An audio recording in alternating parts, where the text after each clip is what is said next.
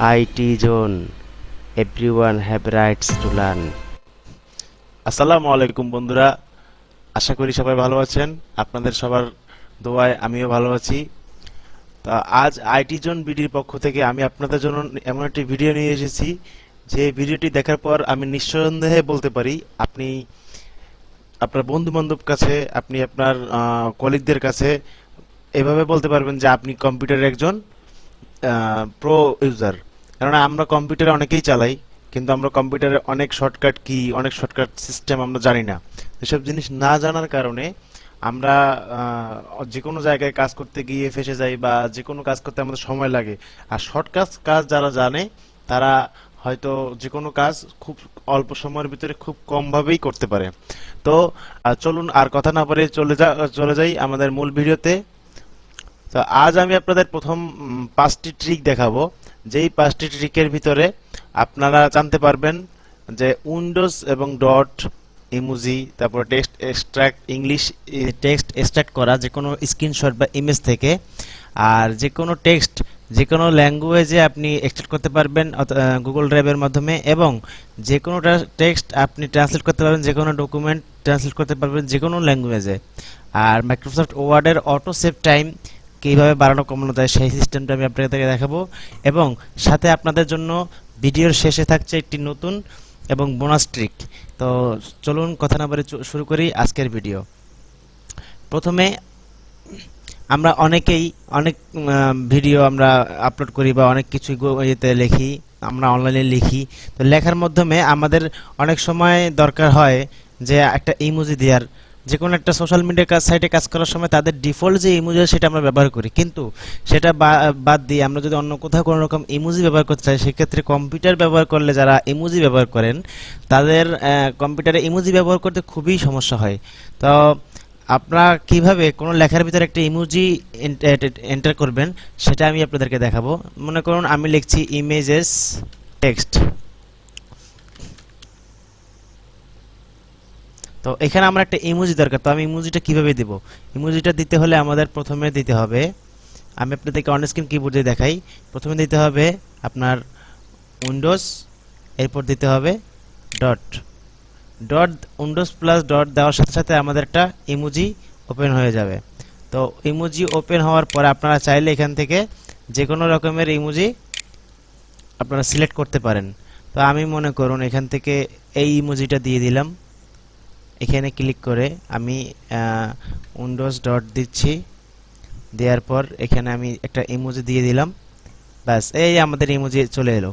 তো এই শর্টকাট নিয়মটা আপনারা যারা জানেন না তারা কমেন্ট বক্সে জানান। দ্বিতীয় টিপসটি হলো, আমরা কম্পিউটারে অনেকেই অনেক সময় অনেক ছবি ডাউনলোড করি। সেই ডাউনলোড করা ছবিটাকে আমরা বিভিন্ন টেক্সট এক্সট্রাক্টর দিয়ে তারপর টেক্সটটা আলাদা করি, কিন্তু এখানে আপনি অনেকভাবেই আপনার এই টেক্সট এক্সট্রাক্টর ব্যবহার করতে পারেন। যেহেতু আপনি কম্পিউটার যদি ইউজার হয়ে থাকেন সেক্ষেত্রে আপনার এই সমস্যাটা ফেস করতে হবে বেশি। তো কম্পিউটার দিয়ে করতে হলে আপনার যে উইন্ডোজ যারা ব্যবহার করেন তাদের জন্য প্রথমে আপনি উইন্ডোজের মাইক্রোসফট স্টোরে চলে যাবেন, অথবা এখানে সার্চ করবেন মাইক্রোসফট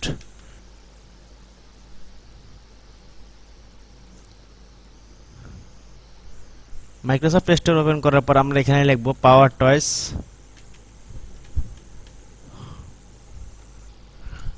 মাইক্রোসফট পাওয়ার টয়েস, এটা ওপেন করব।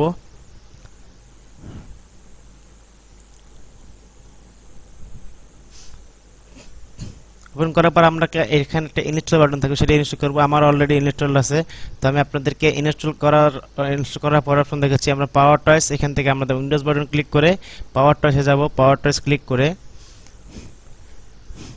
এটা ওপেন করাবো। ওপেন করার পর আমাদের এটা এখানে অনেকগুলো লিস্ট পাওয়া যাবে। তো এই লিস্টগুলো থেকে আমরা আরো নিচের দিকে যাব। যাওয়ার পর এখানে টেক্সট এক্সট্রাক্টর এই লেখাটা আমরা ক্লিক করব। এই লেখাটা ক্লিক করলে এইখানে এনেবল টেক্সট এক্সট্রাক্টর এটা অন করে দেব। অন করে দেওয়ার পর আপনি যে কোনো লেখা, যেহেতু মনে করেন আমি এই লেখাটাকে এক্সট্রাক্ট করব, তো সেক্ষেত্রে আমি উইন্ডোজ শিফট টি দেওয়ার পর আমরা এই লেখাটাকে এইভাবে সিলেক্ট করব। সিলেক্ট করার পর আমরা সরাসরি চলে যাব আমাদের নোটপ্যাডে গিয়ে সিম্পলি আপনি পেস্ট করে দিন। দেখুন আপনি লেখাটাকে স্ক্রিনশট নিয়েছেন, কিন্তু আপনার লেখাটা অটোমেটিক টেক্সট এক্সট্রাক্ট হয়ে আপনার এখানে চলে এসেছে। তো চলে যাই পরের ধাপে। আমাদের 3 নম্বর টিপসটি হলো গুগল ড্রাইভের মাধ্যমে যে কোনো লেখা ছবি থেকে এক্সট্রাক্ট করা, এবং সেই ছবির যে লেখাটা আমরা এক্সট্রাক্ট করব অথবা যে কোনো একটা ডকুমেন্ট যেটার একটা অন্য ল্যাঙ্গুয়েজ আছে সেই ল্যাঙ্গুয়েজটাকে আমরা যে কোনো ভাষায় ট্রান্সলেট করব। তো চলুন নতুন ক্লিক করি। প্রথমে গুগল ড্রাইভে চলে আসবেন, এখান থেকে নতুন ফাইল আপলোড থেকে আপনি আপনার নিজস্ব একটি ফাইল দিবেন। মনে করেন আমি এই লেখাটিই দিলাম।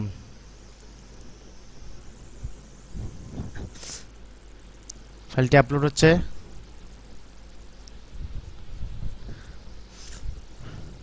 ফাইলটা আপলোড হয়ে গেছে। আপলোড হয়ে যাওয়ার পর এই ফাইলটির উপরে আমি রাইট বাটন ক্লিক করব। রাইট বাটন ক্লিক করে এই ওপেন উইথ বা এর মাধ্যমে খুলুন। ওপেন উইথের থেকে গুগল দস্তাবেজ বা গুগল ডক্স এখানে ক্লিক করব। দেখুন এটা গুগল ডক্স ওপেন হচ্ছে। আমি যে ছবিটা আপনার এখানে আপলোড করলাম, আপলোড করার পর এটাকে গুগল ডক্স ওপেন করছি। তো এখানে ওপেন করার পরে ছবিতে যে লেখাগুলি আছে, সেই লেখাগুলি আমাদের টেক্সট আকারে পেয়ে যাব। এটা বাংলা, ইংলিশ, হিন্দি, আরবি, উর্দু, আপনি যে কোনো ভাষা করতে পারবেন। কিন্তু প্রথমে যেটা আমি পাওয়ার টয়েস দেখেছি, মানে 2 নম্বর টেক্সটটি দেখেছি, সেটা শুধুমাত্র ইংলিশ লেখার জন্য। তো দেখুন আমরা দেখি যে আমাদের লেখাটি এক্সট্রাক্ট হলো কিনা। দেখুন এখানে আপনারা প্রথমে দেখলে বলতে পারবেন যে এখানে একটা ছবি, কিন্তু আসলে দেখেন নিচের দিকে আসি, আমাদের এখানে যে লেখাগুলো আছে এই লেখাগুলো কিন্তু পরে আমাদের সবগুলো টেক্সট হিসেবে চলে এসেছে।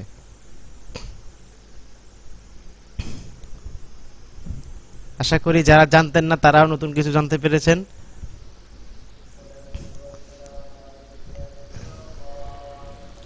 এরপর আমরা যদি চাই, আমরা গুগল ড্রাইভ থেকে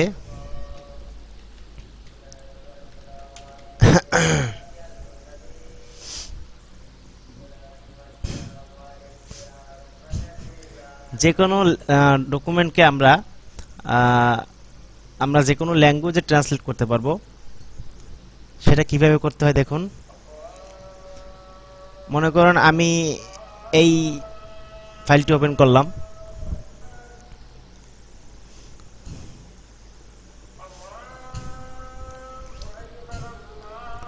এই ফাইলে যে লেখাগুলো আছে আমার, এই লেখাগুলোকে আমি চাচ্ছি বাংলায় ট্রান্সলেট করব। তো বাংলায় যদি আমাদের ট্রান্সলেট করতে হয়, সেক্ষেত্রে আমাদের কি করা উচিত? একটু লোড নিচ্ছে।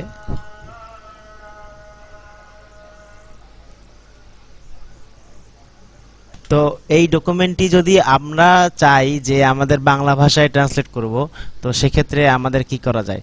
গুগল ডক্স থেকে কাজটি খুব সহজেই করা যায়। তো চলুন দেখে নেওয়া যাক।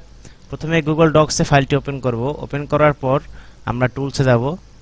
টুলস থেকে এখানে দেখুন ট্রান্সলেট ডকুমেন্ট এই লেখাটি আছে। ট্রান্সলেট ডকুমেন্ট লেখাটিতে ক্লিক করব। এখানে আমার ফাইলটির নামটা আসবে, আপনি চাইলে নামটা চেঞ্জ করে দিতে পারেন। যেমন আমি translated two Bengali,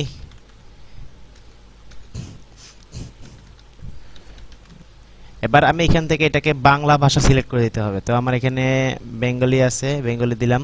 translate click করলেই এটা বাংলা ভাষায় ট্রান্সলেট হয়ে যাবে।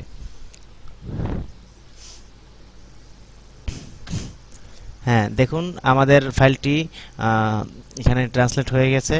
আমরা যেভাবে চাচ্ছিলাম ঠিক সেভাবেই আমাদের প্রত্যেকটি লেখা সবগুলো আমরা বাংলায় পেয়ে গেছি। ঠিক আছে। গুগল ডক্স, গুগল ড্রাইভ এবং গুগলে আরও এমন অনেক ফিচার আছে যেগুলো সম্বন্ধে আমরা খুব ভালোভাবে জানি না। তো আমরা যা জানতে চাই সেক্ষেত্রে আমাদের অনেক কিছুই জানা হয় না, কারণ আমাদের পর্যাপ্ত পরিমাণ গাইডলাইন থাকে না। তো আমি আপনাদের যে বোনাসটি, মাইক্রোসফট ওয়ার্ডে যখন কাজ করি তখন হঠাৎ কারেন্ট চলে গেলে বা কোনো সমস্যার কারণে যদি আমাদের কম্পিউটারটি বন্ধ হয়ে যায়, তখন আমাদের অনেকেরই অনেক গুরুত্বপূর্ণ লেখা যেটা অর্ধেক অবস্থায় আছে বা আমাদের সেভ করতে ভুলে গেছি, তখন সেই লেখাটা আমাদের হারিয়ে যেতে পারে। এবং এই বিভ্রান্তিতে আমরা পড়ি না, এমন মানুষ খুব কমই আছে দুনিয়ায়। তো আমরা আজকে এমন একটি টিপস আপনার সাথে শেয়ার করতে চলছি যে টিপসটি ব্যবহার করে আপনি পুরোপুরি না পারলেও কিছুটা হলেও আপনার কষ্টের কাজ সেভ করে রাখতে পারবেন। তো মাইক্রোসফট ওয়ার্ডে অটো সেভ যে অপশনটা আছে সেই অপশনটার টাইম ডিফল্টভাবে আপনার 10 মিনিট দেওয়া থাকে। প্রতি 10 মিনিট অন্তর সে অটোমেটিক সেভ হবে। কিন্তু আপনি চাইলে সেই অপশনটি বন্ধ করতে পারেন। তো অপশনটি বন্ধ করতে হলে প্রথমে আমাদের যেতে হবে ফাইল মেনুতে। ফাইল মেনুতে যাওয়ার পর আমাদের যেতে হবে অপশনস। অপশনস দেওয়ার পর এই যে ডায়লগ বক্সটি ওপেন হয়েছে, এখান থেকে আমরা যাব সেভ। সেভ থেকে এখানে আমরা 10কে 1 করে দিব। 1 করে দিয়ে আর কোনো কাজ আমাদের নেই, সরাসরি আমরা ওকে দিব। ওকে দেবো, আমরা এখানে যা কিছুই টাইপ করবো প্রতি 1 মিনিট পর পর সেটা অটোমেটিক সেভ হবে। তো আশা করি এই ট্রিক্সটি শেখার মাধ্যমে আপনাদের অনেকেরই উপকার হবে, আপনাদের অনেক কষ্টের সময় বাঁচে যাবে। তো চলুন চলে যাই পরবর্তী ট্রিক্সের দিকে। আমি আপনাদের যে বোনাস ট্রিকটি দেখাতে যাচ্ছিলাম সেটি দেখানোর জন্য প্রথমত আমার কিছু উইন্ডোজ ওপেন করে নিলাম। মনে করেন আমি আমার অনেক উইন্ডোজ ওপেন করে নিলাম। এরপর মনে করেন এই 3টি উইন্ডোজ আমার একসাথে ওপেন আছে। তো ওপেন থাকার পর আমি এখানে আপনাদেরকে দেখালাম যে কিভাবে আমি উইন্ডোজগুলো ওপেন করে রাখছি। আমার এখানে সব ভিজি ভিজি অবস্থা হয়ে গেছে। তো এখন আমি যদি চাই সবগুলো উইন্ডোজ একসাথে আমি মিনিমাইজ করব, তো এই মিনিমাইজটি করতে হলে আপনার উইন্ডোজ ডি ক্লিক করলে আপনার সবগুলো উইন্ডোজ একসাথে মিনিমাইজ হয়ে যাবে। আর যদি আপনি চান যে সবগুলো আবার একসাথে আসবেন, তাহলে সব উইন্ডোজ যেগুলো আপনার মিনিমাইজ করা হয়েছিল সেগুলো আবার ক্লিক করবেন। তাহলে উইন্ডোজ ডি এখানে ক্লিক করলে আপনার সবগুলো উইন্ডোজ একসাথে চলে আসবে। তো এটা আশা করি আপনাদের ট্রিক্সগুলো ভালো লেগেছে। যদি ট্রিক্সগুলো অবশ্যই আপনাদের ভালো লেগে থাকে তাহলে সবাই লাইক, কমেন্ট এবং সাবস্ক্রাইব করবেন। আর আমার চ্যানেলের কার্টুন ভিডিও তৈরি করা নিয়ে একটি টিউটোরিয়াল আছে, যদি আপনারা সেটা দেখতে ইচ্ছুক হন তাহলে আমি সেটা উপরে আই বাটনে দিয়ে দিব। পরবর্তীতে আপনাদের কী ধরনের ভিডিও দরকার সেই ভিডিও সম্পর্কে আমাদের জানাতে পারেন। ধন্যবাদ। আসসালামু আলাইকুম।